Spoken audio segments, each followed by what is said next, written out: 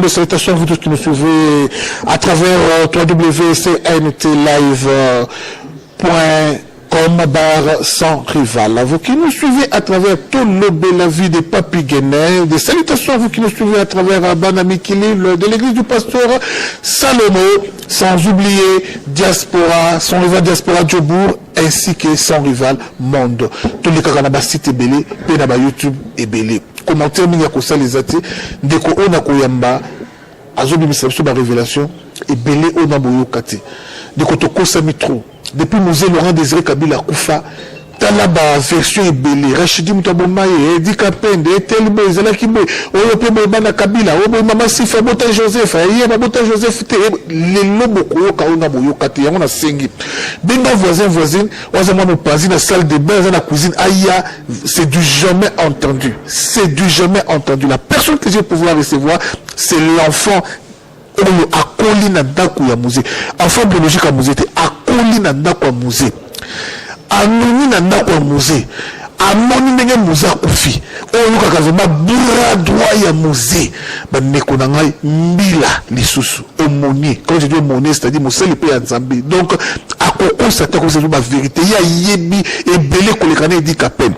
ayebi ebele koleka bato nyonso bakosa bino ndeko bobendana boyoka ba vérité rapidement na sengi bato na ma page publicitaire avant to kotana kati ya masolo plutôt découvrir motongo nani oyebite nazokenda na sans rival koto sans rival mozani oyebi yango tezaka moko na Djobour émission ya pasta sans rival moko ka maman retard.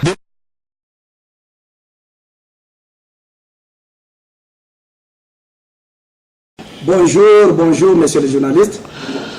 Une brève présentation de votre part. D'abord, aimeriez-vous qu'on parle le lingala français? Tout dépend de vous. Non, tout dépend de... Nous pouvons parler dans une langue qui permettra que tout le monde... Ok, c'est bon. On utilise le bilingue. Lingala, ça comme moi bien. Yes. Alors, qui êtes-vous? Omoni, Kombo Nani, Pe Ozanani? Kombo Nanga Shindani Lemba Gabriel. Omoni, il y a garde républicaine pendant 16 ans et demi dans la présidence de la République. Na bandana Mosé Laurent Désiré Kabila. Tikino na pouvoir oyo ya Barwande nde na boyaki ko travailler na bango nde nazana exil. Shindani Lemba Gabriel, aux originaires à Wapi? Naza originaire ya Bandundu. Ok, c'est bon. Shindani Lemba, tu as besoin de mon témoignage dans temps où vous vendez dans le musée. Témoignage non positif il y a musée et là on a une richesse spirituelle où il n'y a pas musée mais comme il y a malam il n'y a pas musée makambo ya malamu on a la richesse on a la monnaie pas ya musée Laurent Désiré Kabila ezali le patriotisme et l'amour de la RDC. Le patriotisme et l'amour de la RDC à l'accès on a nini à l'accès on a misala pe azaki kotangisa soda moko na moko à partir pe ya ba acte na ye kotindika biso kolinga mboka oyo ya biso Congo. Ah, ça c'est très bien. Vie naïe normale, vie naïe, on va passer en vie naïe, la journée. Vie normale ya Mzee Laurent Désiré Kabila azaki mutu moko ouvert à tout le monde. Vouloir vivre avec tout le monde. Okay. Partager avec tout le monde, comprendre tout le monde. Faiblesse n'est-ce pas Nini? Faiblesse naie côté négatif naie pour côté positif ezalaka côté négatif pe ezali faiblesse naie ezalaki négligence na côté ya kozwa ba décision surtout en ce qui concerne sécurité naie moko vis-à-vis na bato bazalaki proche naie. C'est un exemple. Exemple par rapport à négligence à sécurité naïe tout autour naïe. Il est comme marqué, il est à Koufa. Parce qu'on lui disait que va changer sécurité naïe pembeni. Voire même Major Mouchipai changer la sécurité naïe. Aïe koyebise maintes fois son excellence changer sécurité naïe. Changer sécurité naïe. Mais nous a négligé qui a mort de éloquer comme naïe. Voire même le président Gabon a benga qui est na journée où il va bêta qui est massas mais musée a négligé qui Alors yo apport na yo na nyonso au fait que pembeni ya musée, qu'est-ce que tu as apporté de bon pas ya musée eloko nini oyo yo pe mema ya bien pas ya musée eloko oyo ya malamu oyo nga na mema epai ya musée eloko ya liboso ezalaki na ramener basoda balinga peuple que ba détruire peuple. J'ai amené les militaires à aimer la population congolaise. C'est pourquoi aux Alpes, tout le monde attend que musée Laurent Désiré Kabila, tant que tous les même bas front, bas opération, tous sont la population na biso, ko Kabila bango, atteint mati na taxi, nazo foute na batu, ticket na kati ya taxi. Alors, Yebisa Biso Mouza a arrivé dans le Koufa Nengenine. Est-ce qu'il y a vertu vraiment qu'il fallait Koufa? Il fallait un coup qui s'est préparé contre lui? Oui, Mouza était averti. Nani averti ça qui avertissement à Liboso, ezalaki nam avant président ya Gabon avertir ye. Ngai moko na lotaka. Na ebisaka Mouza na parade, même na pleine parade. Nazali na prédication na lobby na loti ndaku elongwe toiture ya ndaku elongwe na public na ebisi commandant Katembo na minute wana ke elembo ya kolongwa toiture ya ndaku elingi koloba ete likambo moko contre vie ya chef de l'état ezali. Et puis na yebisaka à l'époque tozaki na major Waluzi na yebisaka yango mais Yebisa pe musée. Musée toyebisaka yango. Alors Bakini. Musée on va voir ces choses là. Tokotala yango azoseka. Tokotala yango mais azoseka. Ndeseka na mona yuke Musée ne comprenait pas le danger qui était tout autour de lui malgré avertissement sur bazali ko pesa. C'est ce qui me fait regretter jusqu'au jour. Nanos Obo Yebisa qui était le plus suspecté dans l'entourage du musée? Ah, c'était Joseph. Nanani? C'était Joseph, John Numbi, na Edi Kapende. Musée Yebaki que Joseph, combien de temps il est? Musée Yebi yango bien. Et là, on a cela qui n'a Joseph, John Numbi, na Edi Kapende. Si quand Musée Yeko découvrir que milieu naye ezalaki déjà suspect, tant que Yeko Uta na poe totoye, mbala moko apesa ordre ba généraux nyonso ba participer ki na es bake ba memi bango mano militari na Zimbabwe pour la prison. Joseph Batika Kaye na Lubumbashi. Bah je ne connais pas qui tanga bakumu. John Nombi akendaki. À côté de prison, nous avons consacré prison. John Nombi akendaki.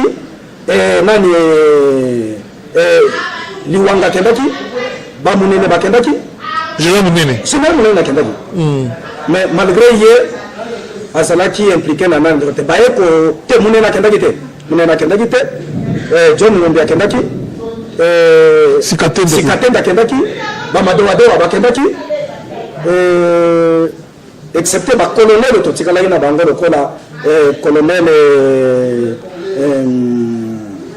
ba colonel totikala na bango ekuba mondo Marcel na on suso comme azai colonel full comme général le combattant a été kofa yo lokola zalaki na ndako musée au vivre tout dans musée qui sont vraiment coupables les vrais coupables ya liwa ya musée zabandani. Le vrai coupable ya liwa ya musée est Joseph Kabila.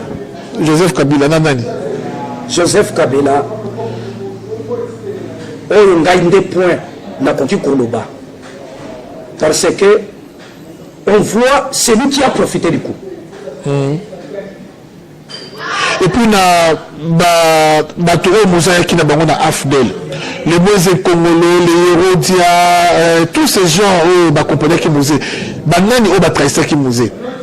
Moïse Congolo ba Hérodia ba Kakuji baza bato oyo baindire même musée na erreur pe batrahir ye na Lwecha. Parce que si Lwecha était réellement un nationaliste, Kabila ne devrait pas prendre le pouvoir. Vous comprenez? Parce que tant que Mupaya Oya a eu pouvoir dans le cannabis, Batounos Bazalaki était des Congolais. Nampoyo. Donc il y avait une trahison aussi, il y a côté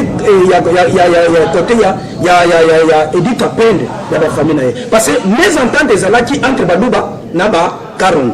Parce que mon musée Azalaki du père Balubakati. Balubakati, musée Azalaki du père mère Moulouba, père Moulouba 4.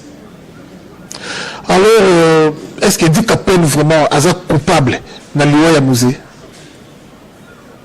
Juridiquement, na koyo koloba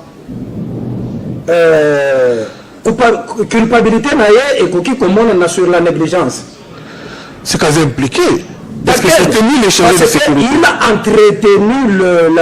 Il a entretenu des discordes, des mésententes entre les bérets noirs, qui sont plus fidèles dans le musée Laurent Désiré Kabila, et les bérets rouges. Parce que avant le musée assassiné, les bérets rouges avaient déjà pris, mais il y a réjouissance. Puis moi, on a dit les lois, puis moi, on a tapé ça, il dit qu'appelle. Puis moi, on a dit pourquoi, mais pourquoi les bérets noirs n'ont pas eu pris Mouana? En conclusion, puis me descend. Il y a solo Abono Rachidi. Est-ce qu'il est coupable dans le loi à musée? Rachidi n'était pas coupable. Eh bien voilà, dans le premier chapitre, il y a Masolo vraiment sur la personne du musée Laurent Désiré Kabila. Alors, tu continues sur le deuxième point. Au vendeur d'Andakou, il y a musée. Est-ce que, au cours de ce qui est Mama Sifa? Mama Sifa par rapport au musée Laurent Désiré Kabila. Mama Sifa ngana yebakaye lokola PMF. Parce que bisonde to former garde républicaine, to former JSSP. Tanto uti kamena. Na yeba Mama Sifa lokola PMF capitaine. PMF ou l'exinini. Personnel et militaire féminin. Donc il y a Zagambila, Mama Sifa Gambila. Effectivement. Eh bien, ça, c'est vraiment une révélation. Média, Mboka ya Hollande, Rebecca, derrière la caméra. Maman, si Fazoka, maman, Nambila, ou bien, na Kamoya.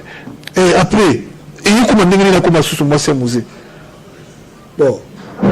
Ils avaient dit complot parce que Maman Sifa, Mukolo musée, baye comme Makori à musée, Mukolo musée à Kofi. Maman Sifa, Babimisa qui est en prison à Makala. Asaki na prison parce que attentat qui avant le musée Koufa. Maman Sifa attentat qui déjà empoisonné musée Laurent Désiré Kabila. Mais musée pas qui lâche.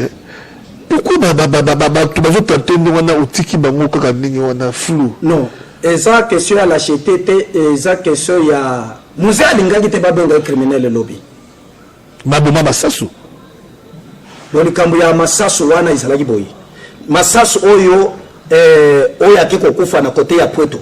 Si Massasso est arrivé à mourir, ils en ont de fausses accusations portées contre Massasso. Parce que la politique était faite d'écarter tous ceux qui ont été fidèles à Musée Laurent Désiré Kabila pour que réussir pour Nabango et même Musée Naliwa.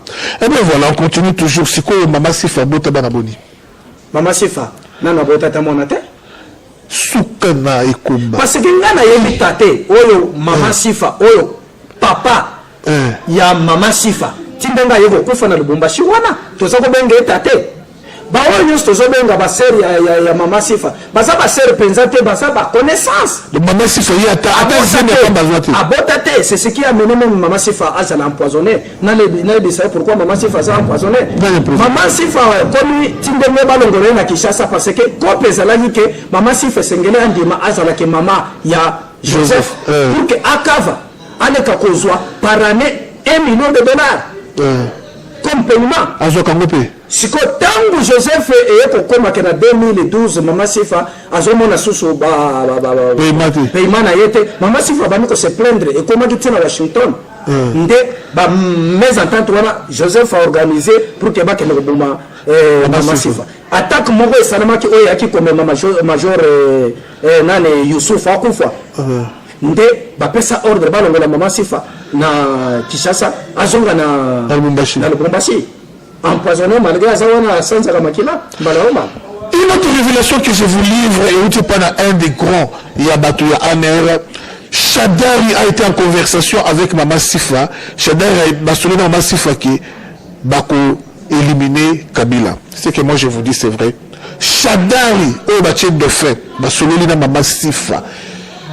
Et plein de bangozali dès que Masolo vandi bazo tia Kabila pembeni physiquement baza ko éliminer baza na ba dette morale ya bakanda ebele kati na bango contre Joseph. Shadari est en train de faire auto benga les Kizengi. Alors c'est vraiment les Kizengi mais ana moli ya abaré Kabila. bande konangai. Cela ne dit pas qu'il doit soutenir rien. C'est un collabo, doit soutenir Yété. Doit soutenir Yété, que on doit soutenir les autres, doit soutenir Chadari. Non, mais à la playa, à éliminer Kabila. Et puis voilà, on continue toujours. Maman Sifa, bande konanga nous sommes en possibilité de banate et de bala dans un appel Makobota au nom de Jésus Makobota. Au pas un pasteur, na comment on est sur Makobota. Mais maman Sifa, souka ne combat de bateau, maman stérilité na mokili. Donc il y a vraiment banda ya ngodo yeko. Donc même qui qui trahison na makila ya ngoza ba akangela vraiment liboko akomota kate na bitambela milangi ou bien asalaki ki tiel na bomwana alogola bazemi to ndengeni parce que ce qu'elle a fait c'est la haute trahison à niveau ya mboka ko accepter un Rwandais ou accepter que yoza mama na yi pasi pe mbawa solo de konanga ne quittez pas vos fauteuils parce que to Mbappé de pour nous on va pas garder du corps ba ko pesa biso toujours témoignage na masolo oyo siko musée abota bana boni la toyi boni ni véritable désolé na masolo bana ya musée abota bana boni de konanga puis ça biso bana ngo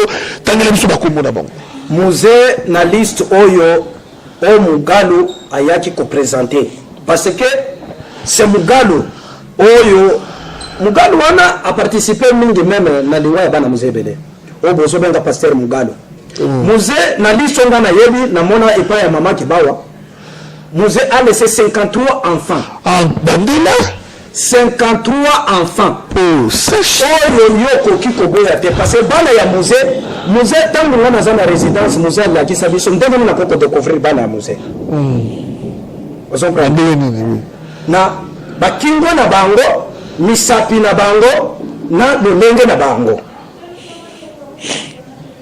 ya solo na 50 na ngai na sali bien que nazaki au monnier j'ai travaillé comme un pasteur ya famille présidentielle on s'en prendre et puis comme et puis me va pesanga ko to jeep ya mama Kibawa camionnette ya liboso musée sombela ka mama Kibawa lelo so di bokei na kawama bokuta ngo bapia yango eza wana tangela biso bakomo oyo parmi les 53 ans d'argent oyo azana veni Kimbangu kwen Kamanyola tili nazali azana Kimbangu kwen Manyema suka na yuma tili no azawana suka na yuma makangisa ya munoko po azobanga liwa tu continue toza na Amis toza na John Kabila akufa na Gabon toza na Ibrahim toza na Emmanuel Kabila as un vrai fils ya Kabila on confirme encore que Emmanuel Kabila as un vrai fils ya Kabila. Moi j'ai été conseiller même ya Emmanuel Kabila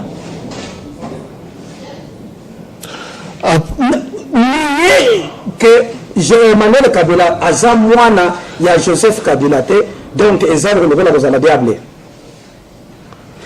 na kotangela kombo ya sœur Emerance aza mwana pe ya Kabila Emmanuel oyo mobali Esther effectivement tindenge azoya na fiançailles kozwa mwasi na Lubumbashi wana ngai naza wana biso toza wana na mariage na ekutu fali pour beta effectivement.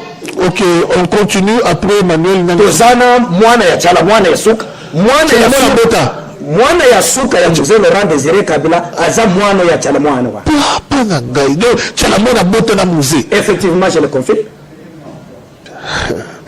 Alors tu continues on s'en prend et puis toza Étienne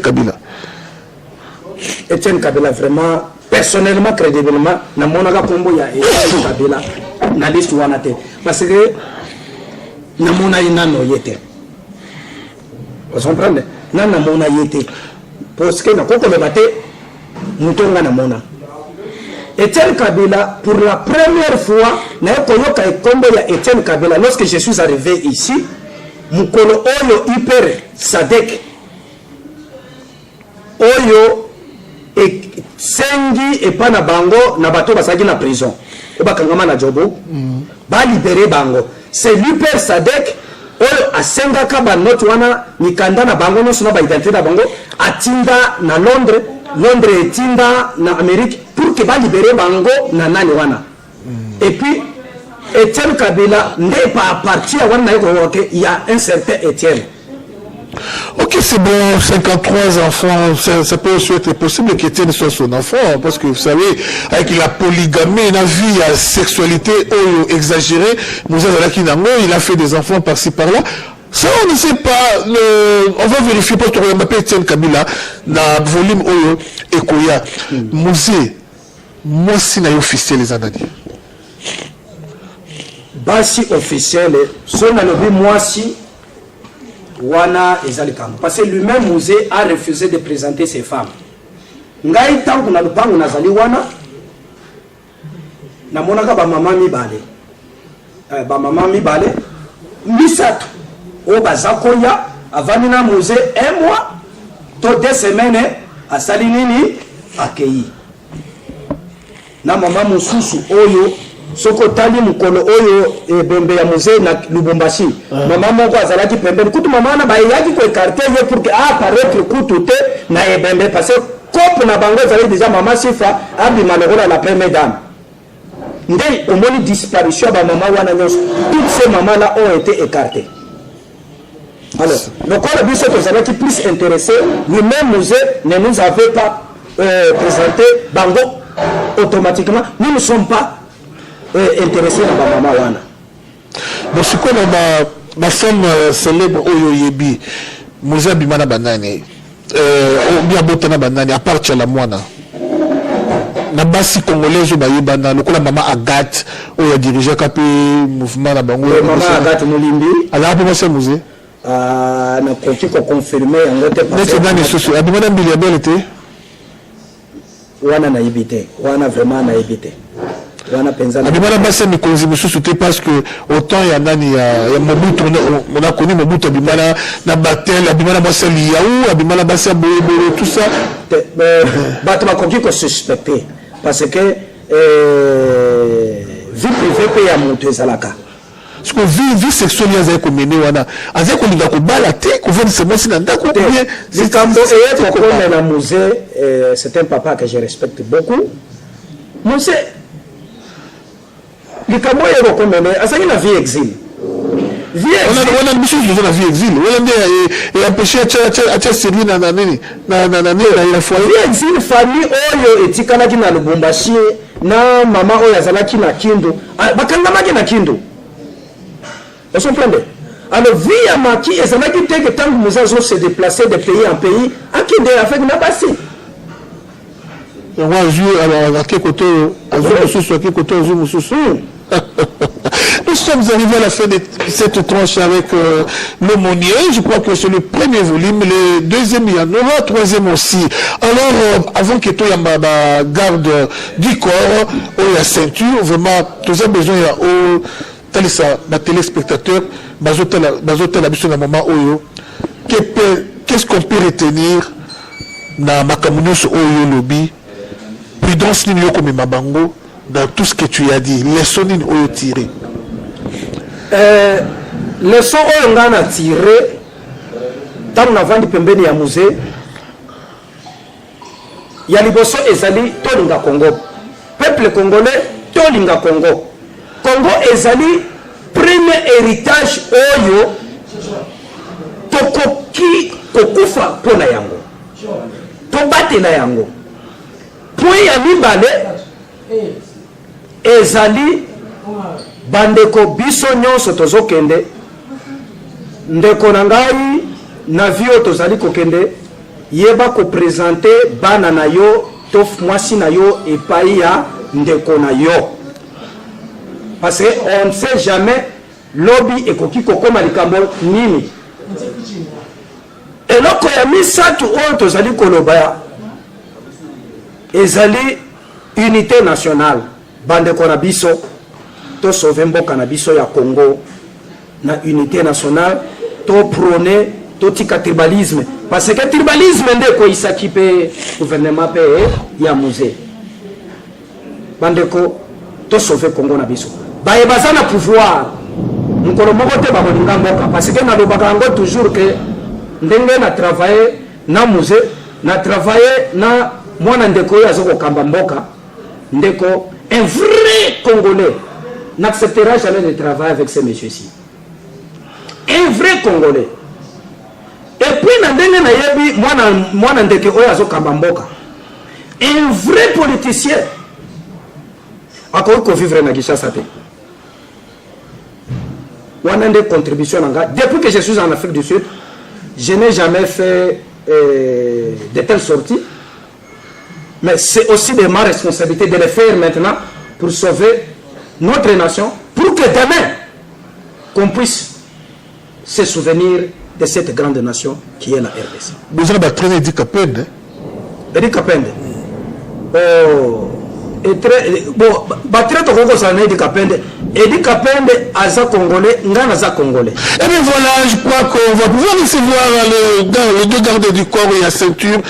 Il y a musée à l'époque, mais avant c'est la Rebecca Kanda sucre, il y a 6 médias, la Moka, au CPC, on a page publicitaire. On se retrouve juste après les taux.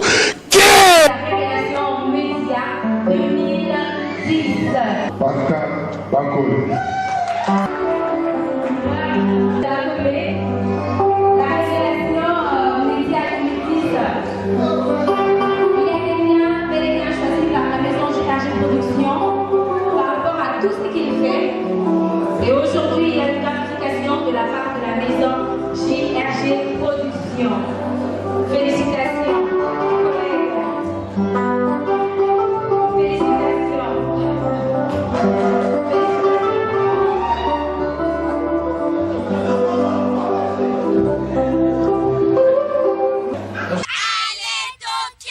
Et voilà, à ma gauche, Maître Big Show et à ma droite, Big Men. Donc, Big n'a pas Big. Big Show, bonjour. Bonjour, sans rival. Big Show, Ozala Kinani, Ebisa Biso, Batuba Olanda, Yoba, Nata Yamouze, Tilelo, Ozala Kinani. Oui, Biso, personnellement, na Big Men, tout ça qui chance de travailler na équipe présidentielle, il y a Acacia chargé à la numérée, il y a actuel président en place, il y a Nachikapa, précisément à Lungudi. Le conseil de Kengela qui est chargé à contrôle, il y a Diamant, surtout il y a Raïs Obmarana Chikapa. Ok, c'est bon. Alors, tu vas retenir Nini na présence na yo awa, Diamant wana et kende wapi na compte ya mboka na poche ya mutu ou bien nini. Wana ezaki compagnie privée ya Yemoko Raïs. Et côté na poche na Yemoko. Donc ezaki selon le pourcentage équité quoi, équitable. Donc Yemoko Raïs ezaki na 60% ya production, le 40% tikali, 15% ya ministère ya mine, tout ça. Le reste des pourcentages au tikala, sécurité, le reste mon sous Yemoko mutro to bandeko kengela, nda bandeko s'en procurer na yango. Ok, c'est bon, Big Man. Big Man. Je crois bien que Big Man, il peut aux qui n'a toujours la carte de solo. Na yoki moi combat Jeannette. Jeannette doit représenter Nina business mondial. Ouais, merci beaucoup sans rival. Jeannette a le rôle est chef de l'État et donc Jeannette a le rôle une des représentants numéro 1 Oyo Mokonzi. À Tchaïwana, où ils ont encadré compagnie. Et le quoi famille. Alors, Nathan, où fréquenter sillage, Yebisa Bisso vraiment, est-ce que Jeannette, n'a Kabila, dans la relation, dans la jumeau, Bazali, moi, en attente, ou bien ils ont des bâtiments, ou bien Bazali, vrai, dans la musée. À vrai dire, Jeannette na Yemoko Mokonzi, chef de l'État. Mokonzi na bango, s'il vous plaît. Yemoko Mokonzi na bango, Bazaba Mapassa, Bazaba jumeau, réellement. Ils ont vérité ma mozo le baron. Ils ont vérité Bazaba Mapassa. Wana Koko Sezamabe, Bazaba Mapassa. On dit que nous sommes na bongo, on dirait Koko Moya 80 ans, ce que nos balles azali, malgré qu'ils ont un peu quitté côté. Bazaba moi j'aime. Bon, ils ont un aspect corporel, ils ont un peu ça qui est. Donc, ils ont des beautés, ils ont un peu au cause de la bonne. Ils ont pas musée. Ah bon. En vérité, en bref, concernant pas Joana, na oyo na ebi na oyo biso tozaleli en tout cas basa bana musete. Bana musete. ya solo vraiment big man afungwami po big man obanga ozalaka monene azobanga ne koloba vérité mosusu big man big show toke mpe na yo lokola bozalaki mpe na mwa siège wana botala biso quelque bana musée mpe oyo boyebi mpo tozokosama trop lokola ana bana 53 donc motu nyonso akobama ndapi lelo nakobima peke mwana musée. Oui, sans rival, sans te mentir, tant que tu as un siège, comme autre monde qui a un cas, c'est Emmanuel Kabila. Pour Emmanuel Kabila, qui est chargé à finance, il y a Kabila, Raïs, le président qui est en place actuellement au Congo. Emmanuel qui est chargé à finance. Tout ce qui concernait l'extérieur du pays, c'était Emmanuel. Tant que tu as une nation, on cherchait, tout le monde a jeune, mais c'était pas facile. Il avait des gardes du corps, il était bien protégé jusqu'au dents. Et notre première photo, Emmanuel, c'était comme une surprise, on ne s'entendait pas. Pour Bisso siège, Bisso, na banda na baka ya wana. Siège, il y a mon pendant au Kenya, na baka ya wana. À chaque heure, il y a pause, 12 heures, il y a 1 heure du temps à pause chaque jour, sauf le week-end. Tu vas donc après si tu bon restaurant tout ça. Et ça là qui jour est-ce que tu connais Koulia? Est-ce que tu connais Koulia? Tout le monde sentir tout le monde jeune monde accompagné d'une femme et 2 gardes du corps. Ça qui simple table na bango, ça qui remplit là, ça qui vraiment l'esthétique ma casse. Et par curiosité, nous avons essayé comme on a le Swahili, nous affronter tellement de ça là qui nous on a affronté. Donc tu vas nous consoler la Moukéwana dans l'espace à moins de 10 minutes. Des jeeps, il y a un garde républicain et quitte sur place. Nous avons eu peur. Il y a des infiltrés dans 4 heures. Subitement, lui nous a dit, M. Gopé. Donc cela veut dire Bobangate, Bazanangaï. Et à quelques instants, quelques minutes, à la Kibiso Yaki. Et bien voilà, je crois qu'on doit faire la course au temps. La télé, c'est le temps. Tokoyamba Bango, n'a voulu me courir parce que page spéciale autobombi pour la bango, zali bakoye bisabiso, ba criminel et salimaki, batu boni, oyo, ba moni, ba bango. Na batu musubi mo kanisa kaki, ba voyager, mais ba koufa, ba bomba on a régime ya Kabila. Pas trop de commentaires, bon ba pomba, bon ba garde, ba mona ya ebélé. Ce qui peut bango ba bomba, ba rolo ba yango. Gardez toujours vraiment fidélité na bilo na YouTube ou ya son rival monde. Mais na YouTube il y a son diaspora Djobu, sans oublier de connaître Inos, la www.cntv, cntlive.com/sans rival. Encore une fois, merci à